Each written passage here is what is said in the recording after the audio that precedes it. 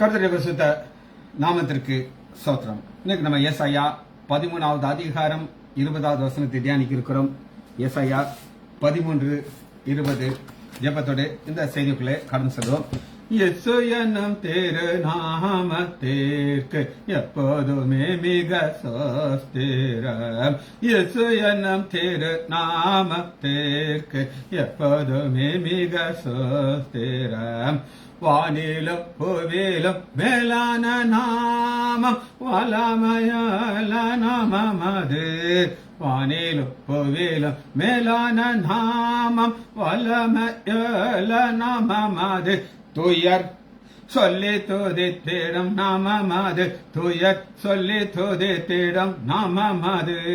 இயேசு என்னும் திரு நாமத்திற்கு எப்போதுமே மிக சோஸ்திரம்.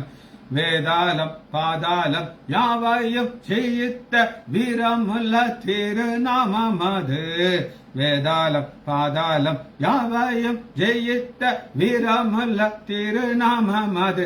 நாமம் வென்றிடுவோம் இந்த நாமத்திலே. நாமம் வென்றிடுவோம் இந்த நாமத்திலே. இயேசு என்னும் திரு நாமத்திற்கு எப்போதுமே மிக சோஸ்திரம். பாவத்திலே மாலும் பாவியை மீட்க பாரினில் வந்த மெய் நாமமது. பாவத்திலே மாலும் பாவியை மீட்க பாரினில் வந்த மெய் நாமமது. பர லோகத்தில் சேர்க்கும் நாமமது.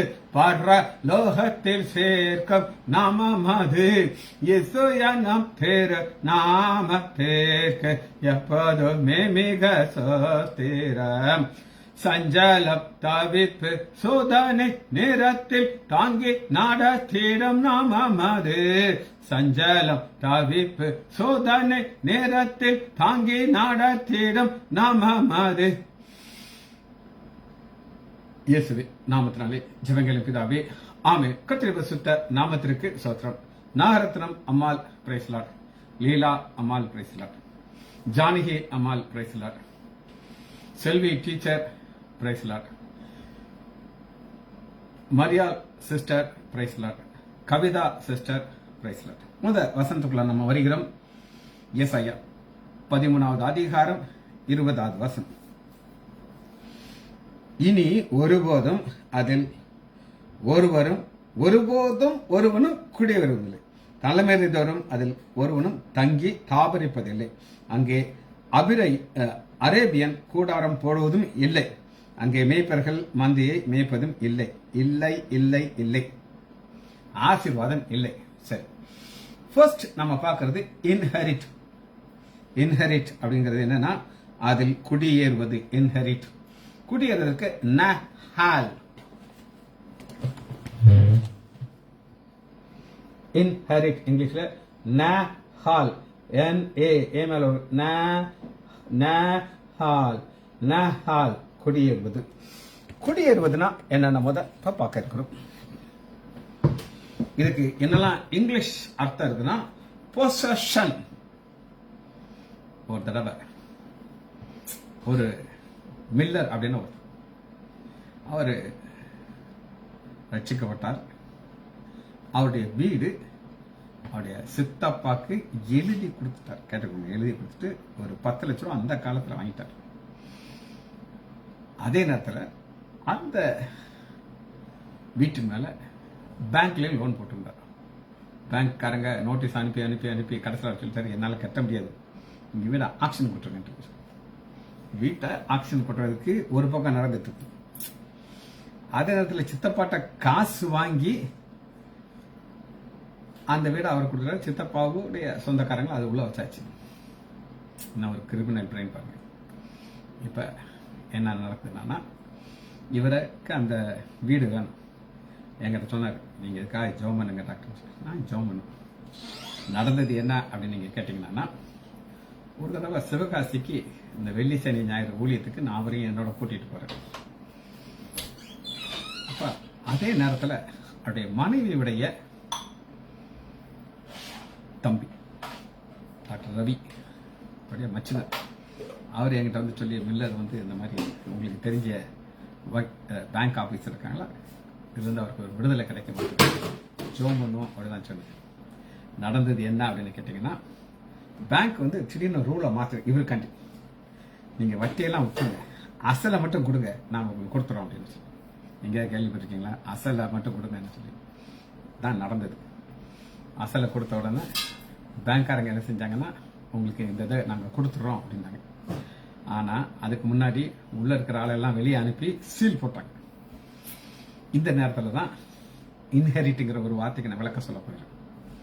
எனக்கு தெரிஞ்ச வக்கீல்கிட்ட நான் கேட்டேன், என்ன செய்யறது சார்? அவர் என்ன சொன்னாங்கன்னா, இந்த நேரத்தில் பூட்டை உடைச்சி பூட்டை பேங்க்காரங்க திறக்கும் பொழுது யார் முதல்ல உள்ள போய் இன்ஹெரிட் பண்றாங்களோ அவளுக்கு மில்லர் என்ன பண்ணாரு, அவங்க அம்மாவை வீட்டுக்குள்ள தூக்கி உட்காரிச்சிட்டார். இதெல்லாம் எதுக்காக சொல்றேன் என்ன கேட்டீங்கன்னா, வக்கீல் சொன்னார், சார் யார் அந்த வீட்டில் இருக்காங்களோ அவங்களுக்கு தான் சுதந்திரம், இன்ஹெரிஷன். அது பாருங்க, position, take as a position, right. இதுக்கு ஆதாரமான வசனங்கள் எங்க இருக்கு அப்படின்னு கேட்டீங்கன்னா, ஃபர்ஸ்ட் எடுத்துக்கொள்ளும் யாத்ராகமம் எடுங்க, 23வது அதிகாரம். யாத்ராகமம் 23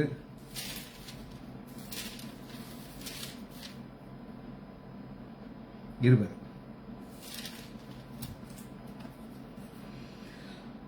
வழியிலே உன்னை காக்கிறதற்கும் நான் ஆயத்த பண்ண ஸ்தலத்திற்குள்ளே உன்னை கொண்டு போய் சேர்க்கிறதற்கும் இதோ நான் ஒரு தூதன், நான் உனக்காக ஒரு இடத்த ஆயத்த பண்ணி வச்சிருக்கேன். இன்ஹெரிட், அது உனக்கு சொந்தம் கிடையாது, ஆனால் நீ அதை சுதந்திரித்து கொள்ளுவாய்னு சொல்லி ஆண்டவர் சொல்ற இன்ஹெரிட். சரி, அடுத்து இதனுடைய விளக்கம் எங்க பார்க்கலாம்னா, உபாகமம் எடுத்துக்கோங்க. உபாகமம் 21வது அதிகாரம். இன்ஹெரிட், நஹால் 21:16. தகப்பன் தான் உண்டாக்கின ஆஸ்தியை தன் பிள்ளைகளுக்கு பங்கிடும் நாளிலே வெறுக்கப்பட்டவர்களிடத்திலே பிறந்த முதல் பேரானவனுக்கு சிரேஷ்ட புத்திரன், விரும்பாதவனிடத்திலே பிறந்தவன் கொடுக்கும். இப்படித்தான் இது இது உங்களுக்கு தான் போய் சேரணும்னு சொல்லி வெறுக்கப்பட்டன ஒரு கூட்டம் இருக்கு. சரி, இன்னொரு வருஷம் தவாசிர ஆர்த்தர் போயிடும். என்னாகமம் 34வது அதிகாரம். இன்ஹெரிட் 34:2. நீ இஸ்ரவேல் புத்திரருக்கு கட்டளையிட்டு சொல்வது என்னவென்றால், கானான் தேசம் அதன் எல்கையில் உள்ளப்பட்ட உங்களுக்கு சுதந்திரமாக கிடைக்கப் போகிறது, நீங்கள் கானானிலே சேரும் பொழுது. இன்ஹெரிட், இது நம்பர் 1. ரெண்டாவது நம்ம பார்க்க போறது ஜெனரேஷன். வசந்த வாசிக்கிறவங்களுக்கு 13வது அதிகாரம் 20வது வசனம். ஏசாயா, இனி ஒருபோதும் அதில் குடியேறுவது தலைமுறை தோறும் ஜெனரேஷன். ஜெனரேஷனுக்கு ரொம்ப குட்டி ஹீப்ரு வேர்ட் டோர். டோர் டி ஓ மேல ஆரோ இருக்குது, டோர் கோடு கிடையாது, மேல டோர் டோர் டி ஓ ஆர் டோர். ஜெனரேஷன். ஜெனரேஷன் நான் 5 தலைமுறைகளை பார்த்திருக்கேன். நான் உங்களுக்கு சொல்லியிருக்கேன். முதலாவது என்னுடைய தாத்தா சாமுவேல் லைசன், 2வது என்னுடைய தகப்பனார் 2வது ஜெனரேஷன், 3வது நான் ஒரு தலைமுறை, 4வது என்னுடைய மகள் டீனா திவ்யா, 5வது ஸ்டீவ். இன்ஜினியரிங் காலேஜ் போறேன், ஆண்டோடைய கிருபை இருந்தா 6வது ஜெனரேஷனே நான் பார்ப்பேன். நிறைய விசுவாசத்தோடு நான் ஓடுகிறேன். இதுக்கு இதை பிரிச்சு வாசிக்கிறாங்க. இது ரூட் வேர்ட் எங்க இருந்து வருதுன்னா, டூரு டூரு டியூ ஆர்யூ டியூரு லாங். இது வந்து ஷார்ட் கிடையாது, டியூரு லாங். சர்க்கிள் இருந்து வந்து டூர். இந்த டூர் முதல் முறையாக ஒரு வம்ச வரலாறு நம்ம பார்க்கிறோம். ஆதியாகமம் 6வது அதிகாரம் 9வது.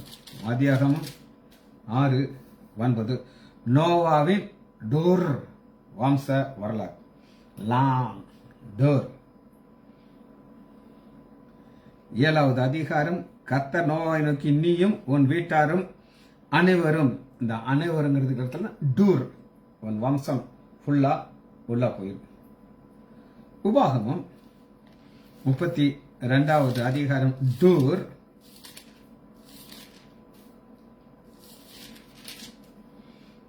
32:5. அவர்களோ தங்களை கெடுத்துக் கொண்டார்கள். அவர்கள் அவருடைய பிள்ளைகள் அல்ல, இதுவே அவர்களுடைய காரியம். அவர் மாறுபாடும் தாறுபாடும் உள்ள சந்ததியார். இந்த டூர்ல இது கேவலமான டூர் அப்படிங்கிற ஒரு வார்த்தையை நம்ம பார்க்கிறோம். சரி, அடுத்து நம்ம பார்க்க போறது டென்ட், கூடாரம். 13வது அதிகாரம் 20வது வசனம். அங்கே அரேபியன் கூடாரம் போடுவது இல்லை. கூடாரம் டென்ட். இதுக்கு என்ன பாத்தீங்கன்னா, இதுவும் எபிரேய வார்த்தை ஓ ஹல். ஓ ஹல். ஓ ஓ மேல ஒரு கோடு வரணும். ஓ ஹல். ஓ மேல ஒரு கோடு வரும். ஹல். ஓ ஹல். ஹெல் வந்து ஷார்ட்டா தான் வருது. ஓ ஹல். ஓ HEL. ஓ ஹல். டென்ட். டென்ட்டுக்கு ஹோம்ங்கிற அர்த்தம் இருக்குது. டொல்லியம் பிளேஸ், நீங்க தங்கி தாபரிக்கிற இடம், நீங்க அங்க இருக்கலாம். இது உங்களுடைய கூடாரம். சரி, இந்த கூடாரம் முதல் முறையாக வேதத்தில் எங்க வருது அப்படின்னு கேட்டீங்கன்னா, ஆதியாகமம் 4வது அதிகாரம் 20வது வசனம். ஆதியாகமம் 4:20. ஆதால் யாபலை பெற்றால் அவன் கூடாரங்களிலே வாசம் பண்ணுகிறவர்களுக்கும் மந்தை மேற்கும். ஒரு கூட்டம் ஊர் ஊரா போகணும். ஒரு சர்க்கஸ் இருக்கு, அவங்க பெர்மனன்ட் ஸ்ட்ரக்சர் இருக்காது. அவங்கள்ட்ட என்ன இருக்கும் அப்படின்னு ஓ ஹால் இருக்கும். இன்னைக்கு இங்க டென்ட் போட்டிருப்பாங்க, அடுத்த நாளைக்கு இன்னொரு இடத்துல அப்படி மாறி மாறி மாறி போயிட்டு இருப்பாங்க. இது மொபைல் ஸ்ட்ரக்சர். சரி, 2 நாளாகமம் பார்ப்போம்.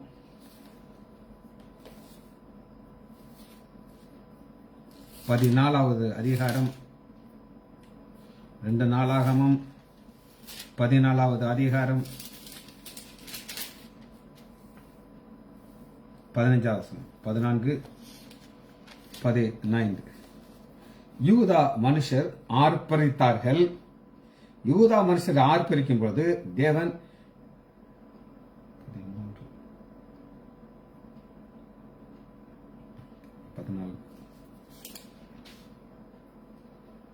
14வது அதிகாரம் தப்பா வச்சுட்டேன். 15வது வசனம். மிருக ஜீவன்கள் இருந்த கொட்டாரங்களையும் அவர்களை இடித்து போட்டு திரளான ஆடு மாடுகளையும் ஓட்டிக் கொண்டு போனார்கள். கொட்டாரங்கிறது கூடாரம், தமிழ்ல இன்னொரு கொட்டாரம், ரெண்டு ஒன்றுதான். 2 சாமுவேல் 20வது அதிகாரம் 1 வசனம். 2 சாமுவேல் 20:1. அப்பொழுது பென்னியமின் மனுஷனாகிய பிக்ரேன் குமாரனாகிய சேபா என்னும் பேருள்ள பேலியாளின் மனுஷன் ஒருவன் தற்செயலாக அங்கே இருந்தான். அவன் எக்காலம் ஊதி, எங்களுக்கு தாவீதிடத்திலே பங்கும் இல்லை, ஈசாயின் குமாரத்திலே எங்களுக்கு சுதந்திரம் இல்லை, நீங்கள் அவரவர் தங்கள் கூடாரங்களுக்கு போய்விடுங்கள், நீங்கள் அவரவர் உங்களுடைய ஓ ஹாலுக்கு போய்விடுங்க. ஓ ஹாலுக்கு போய்விடுங்க. சரி, 3 காரியத்தை பார்த்தாச்சு. கடைசி ஒரு வார்த்தை பார்த்து முடிக்க போயிடும். அது பிட்ச், பிக்ஸ் பண்றது. 20வது வசனம். அங்கே மந்தையை மறிப்பதும் இல்லை, போடுவதும் இல்லை. மந்தையை போடுறது, மந்தை அங்கே இருக்கும், ஏன்னா அந்த ஏரியாக்குள்ள இருக்கும். பிட்ச் அடிக்கிறது. இது ஒரு கிரேக்க வார்த்தை.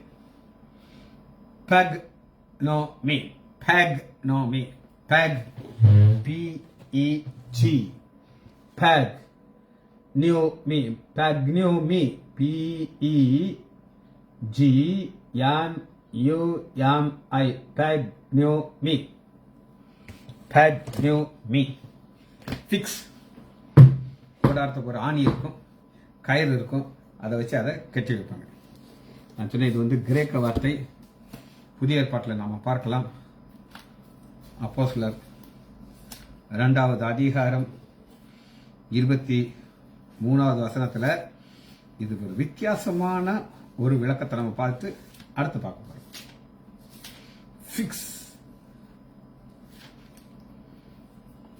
ஃபிக்ஸ் பண்ணத ஆண்டவர் அவுத்து விடுற. ஃபிக்ஸ் ஆயிருந்துச்சு. நமது ஆண்டவராக இயேசு கிறிஸ்துவின் ஜீவன், அதை பார்க்கிறோம். தேவன் இயேசுவினுடைய மரண உபாதையின் கட்டை அவிழ்த்து அவரை எழுப்பினார். அவர் மரணத்தினாலே கட்டப்படாதிருந்தார். பிச். இது சிலுவையில் நடக்க சந்திப்பு. 100 வசனத்தை வாசித்து நம்ம இதை முடிக்க இருக்கிறோம். எபிரேயர் 8வது அதிகாரம் 2வது வசனம். எபிரேயர் 8:2.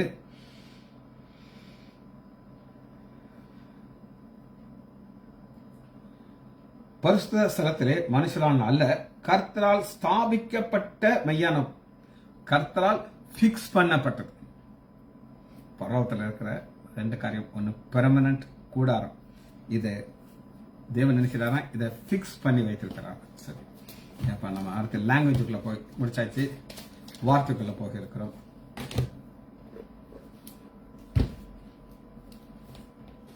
பதிமூணாவது அதிகாரம் 20வது வசனத்துல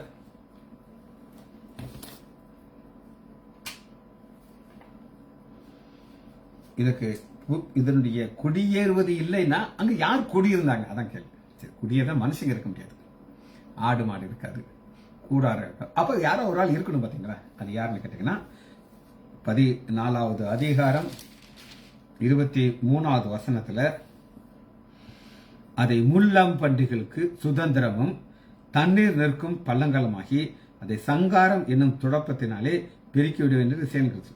முள்ளம் பன்றி அங்க போய் உட்கார்ந்து இருக்கும். அது என்ன, தண்ணீர் நிற்கும் பள்ளம்னா சதுப்பு நிலமா இருக்கும். சதுப்பு நிலத்துல என்ன இருக்கும் அப்படின்னு கேட்டீங்கன்னா மலேரியா வாழும், கொசு. அது அங்க இருக்கிற மக்கள் எல்லாம் கடிச்சு அவங்களுக்கு நோயை உண்டாக்கும். அப்ப ஆண்டவர் சொல்றாரு, நான் துடைப்பேன். எதை வச்சு, சங்காரம் என்னும் துடைப்பம். வேக்யூம் கிளீனர் ஒன்று இருக்குங்க, நான் யூஸ் பண்றது, எனக்கு அது உடன்பாடே கிடையாது. கூட்டிட்டு போயிடலாம் சங்சன்.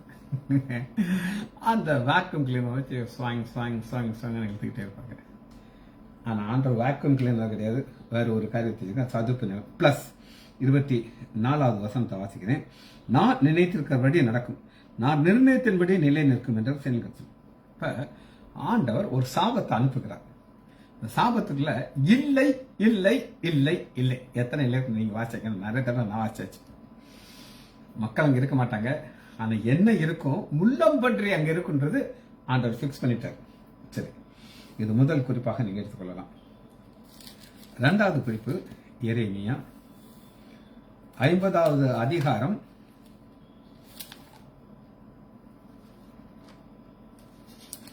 2வது வசனம். நான் சொன்னேன் உங்களுக்கு, இது பாபிலோன். பாபிலோன் என்ன நடக்கும் அப்படின்னு கேட்டீங்கன்னா 50:2 பாபிலோன் பிடிப்பட்டது. இந்த பாபிலோன் இந்த மாதிரி ஒரு ஞானம் உள்ள ஒரு தேசம் கிடையாது, மோஸ்ட் பிரில்லியன்ட். ஆனா ஒரு டைம் வரும்போது அதை தச்சிதான் பேல் வெட்கப்பட்டது. பேலுங்கிறது அவங்களுடைய கடவுள். வெட்கப்பட்டதுன்னு அவங்களுக்கு ஏற்கனவே சொல்லியிருக்கேன். பேல் குனியும், முகம் கொப்பர கிடக்கும். அதை மாட்டு வண்டியில கெட்டி கொண்டு போய் இங்கிலாந்துல கொண்டு போய் இன்னைக்கும் மியூசியத்தில் வச்சிருக்காங்க. மொரதாத் நொறுங்கோட்டது. மொரதாத்துங்கிற சிலையை உடைச்சு போட்டாங்க, தூக்கிட்டு போல. அதனுடைய சிலைகள் லட்சை அடைந்தது, அதனுடைய விக்கிரங்கள் நொறுங்கி போயிட்டு என்று ஜாதிகளுக்குள் அறிவித்தது பிரசித்தி பண்ணுங்கள். இதை மறைக்காமல் கொடியேற்றி விளம்பரம் பண்ணுங்கள். அதற்கு விரோதமாக வடக்கே இருந்து ஒரு ஜாதி வந்து அந்த தேசத்தை பாழாக்கிவிடும். அதில் குடியிருப்பார்களே மனுஷனோட மிருகங்களும் ஓடி போயிடும். காட்டு மிருகங்கள் எல்லாம் கொண்டு போயிடுறாங்க, முள்ள மட்டை மட்டும்தான் அங்கே இருக்கும். அது எங்கே இருந்து வரும்னு கேட்டீங்கன்னா வடக்கே இருந்து வரும். வடக்கே இருந்து அது வந்து ஆண்டவர் அதை அழித்து விடுவாரு. 8வது வசனத்தை பார்க்கணும். பாபிலோன் நடுவில் இருந்து ஓடி கல்தேய தேசத்தை விட்டு புறப்பட்டு மந்தையின் முன் நடக்கும் கடாக்களை போல இருங்க. அந்த கடா எப்படி நடக்கணும், அப்படி கெத்தா நடக்கும். அது நீங்க நாங்க ஒரு காலத்துல வச்சிருந்தோம். அந்த ஆண் ஆடு மட்டும் அதனுடைய முடி, அதனுடைய லுக்கு, நடையெல்லாம் வேற லெவல்ல இருக்கும். சரி, 10வது வசனம். கல்தையர் கொள்ளையாகும், அதை கொள்ளையிடுவர்கள் எல்லாரும் பரிபூர்ணம் அடைவார்கள். கொள்ளையடிச்சவன் பரிபூர்ணம் இருப்பான். ஆனா இது ஆண்டவர் நினைச்சவரு கம்ப்ளீட்டா அழிச்சுடுவார். 22வது வசனம் எரேமியா 50:22. தேசத்திலே யுத்தத்தின் சத்தமும் மகா சங்காரமும் உண்டாகி சர்வ பூமியின் சம்மட்டி எப்படி முறிந்து போனது, ஜாதிகளுக்குள்ளே பாபிலோன் எப்படி பாழாய் போனது. ஆண்டவர் செய்த ஒவ்வொரு காரியமும் காட்ஸ் பிளான் ஒருத்தர் நிப்பாட்ட முடியாது. அவன் எவ்வளவு பெரிய திறமையோடு இருந்தாலும் அதில் ஒரு 4 times இல்லைங்கிறது டீச்சர் போட்டாங்க. Very good. 4 times இல்லை என்னதான் இருக்கும், முள்ளம் பண்ணி தான் இருக்கும் போய். சரி, 25 எரேமியா 50:25 கர்த்தர் தம்முடைய ஆயுத சாலையை திறந்து தம்முடைய சின்னத்தின் அஸ்திபாரத்தை எடுத்துக்கொண்டு வந்தார். இது கல்தேயர் தேசத்திலே சேனையின் கர்த்தராகிய ஆண்டவர் செய்கிற கிரியை. வெப்பன் இன்ஸ்ட்ருமெண்ட் கீழே தனியாக ஒரு கோடவுன் வச்சிருக்காங்க. நான் வாசிக்கும் போது ஆச்சரியமா இருந்துச்சு. கல்மலைக்குன்னு ஒரு பண்டகசாலை வச்சிருக்காரு, காற்றுக்குன்னு ஒரு பண்டகசாலை வச்சிருக்காரு. இப்ப வெப்பன் அவர் எதெல்லாம் ஆயுதமாக எந்த தேசத்தை ஆயுதமாக யூஸ் பண்றாரோ அது பண்டகசாலையில் வச்சிருக்கிறாரா, அதை எடுத்து விடுவாரா, எல்லாம் அழிஞ்சு. சரி,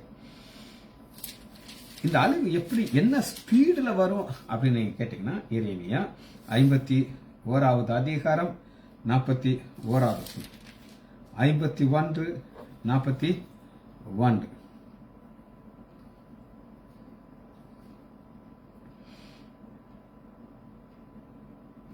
சேக்கு பிடியுண்டு பூமி முழுவதுக்கும் புகழும் புகழ்ச்சியாக அகப்பட்டது எப்படி, ஜாதிகளுக்குள்ளே பாபிலோன் பிரமிப்பானது எப்படி. பிரமிப்பானது அப்படின்னு கேட்டீங்கன்னா, ஒரு குடும்பம் நல்லா செழிப்பா இருக்குதுங்க, எல்லாரும் பார்க்குற பொறாமைப்படுற அளவுக்கு. ஆனா ஒரு தலைமுறையில அது அழிஞ்சு போச்சு. நான் பார்ப்பாங்க, நான் பார்த்துருக்கேன் சில பழைய பில்டிங். ஒரு சம்பவத்தை நான் உங்களுக்கு சொல்றேன். அவர் எனக்கு சொன்னார், விருதுநகரில் 4 பெரிய குடும்பத்துக்கு பாக்கு லைசன்ஸ், பாக்கு இவங்க மட்டும்தான் எக்ஸ்போர்ட் பண்ண முடியும். அவங்களுக்கு கவர்மெண்ட்ல அந்த காலத்தில் வாங்கியிருந்தாங்க, வேறு யார்ட்டையும் கிடையாது. இவங்க நான் சொல்ற ஆளு சிரோனுக்கு பார்க்க அனுப்புவார். அப்போ இன்னும் சில ஃபாரினுக்கு எக்ஸ்போர்ட். அவங்க அந்த காலத்தில் பணம் அளவு இல்லாமல் வந்து பெரிய பெரிய பேலஸ் மாதிரி வீடுகளை கட்டி செழிப்பாருந்தாங்க. திடீர்னு கவர்மெண்ட்ல பாலிசி மாத்தினாங்களா, என்னத்துக்கு இந்த 4 பேருக்கு மட்டும் இப்படி தமிழ்நாட்டில் எல்லா அளவில் இந்தியாவில் இவங்களுக்கு மட்டும் அந்த கோட்டா இருக்கு, எல்லாத்தையும் எடுத்து விட்டாங்களா, இவங்களுக்கு வருமானம் போச்சு. அதுபோல இங்கே நம்ம பார்க்கிறோம். 41வது வசனம் எரேமியா 51:41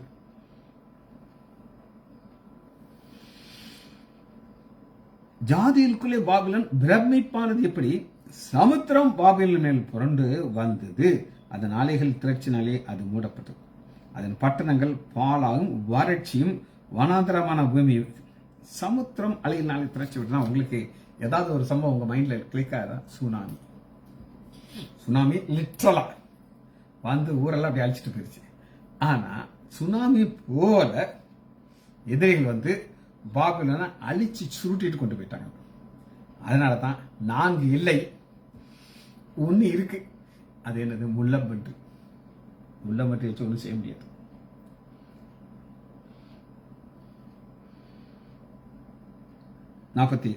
என் ஜனங்களே, நீங்கள் அதன் நடுவிலிருந்து புறப்படுவீர்கள். வெளிப்படத்தில் இதே மாதிரி ஒரு வசனம் வருது, தேடி பார்த்துக்கணும். கர்த்தருடைய கோபத்தின் உக்கிரத்தில் தப்பும்படி அவன் தன் ஆத்மாவை ரட்சித்துக் கொள்ளும். எப்பவுமே ஆண்டவர் ஒரு சம்பவத்தை சொல்லிக்கிட்டே இருக்கும்போது இது சரித்திரம் கிடையாது, நமக்காக. என்ன ஆகுது நம்ம வாசிச்சிருக்கணும். கோராகின் புத்திரர்கிட்ட சொல்றாங்க, உன் தகப்பனுடைய கூடாரத்துக்கு போயிருங்க, போனா நீங்க தப்பிச்சுக்கிறீங்க. அவர்கள் கோரான் புத்திரர்களும் சாகவில்லை. ஏன்? அப்பாவோட சேராம வெளியே வந்துட்டாங்க. இதே கான்செப்ட் தான். 62வது வசனம் தான் உங்களுக்கு வாசிக்கிறேன். 51:62 கர்த்தாவே, இந்த ஸ்தனத்திலே மனுஷரும் மிருகமுமாய் முதலாய் தங்கி தாபரிக்காதபடிக்கு அது என்றென்றைக்கும் பாலாய் கிடைக்கும், அதை அழித்து போடுவேன் என்று தேவரில் அதை குறித்து உரைத்தர் என்பதை நீ சொல்லி இத ஐப்பிரார்த்தனையில் தூக்கி போட்டு இப்படி பாபிலோன் மூழ்கி போகும், அதன் மேல் வர இருக்கிற தீங்கினாலே எழுந்திருக்க முடியாதபடி இழைத்து விடுவார்கள். இதெல்லாம் சொல்லி முடிக்கிறார். காரணம் என்ன அப்படின்னு கேட்டீங்கன்னா, தேவ கோபம். ஜெபிச்சு முடிப்போமா? மகா இரக்கமும் கருவமுள்ள பிதாவே, துதிக்கிறோம் ஐயா. வேதத்தின் ஆழத்தை எங்களுக்கு போதிக்கிற தூய ஆவியானவரே, துதிக்கிறோம் ஐயா. இந்த வார்த்தைகள் எவ்வளவு உண்மையான வார்த்தைகள். கர்த்தரால் கூடாதது ஒன்றும் இல்லை. நாங்கள் தொடர்ந்து விசுவாசித்து இந்த ஓட்டத்தை ஓடி படிக்க உதவி செய்யுங்கப்பா. பிள்ளைகள் ஒவ்வொருவரையும் என் ஆண்டவராகிய இயேசு கிறிஸ்துவின் நாமத்தினாலே ஆசீர்வதிக்கிறேன். இயேசுவின் நாமத்தினால் ஜெபங்களின் பிதாவே, ஆமேன், ஆமேன், ஆம்.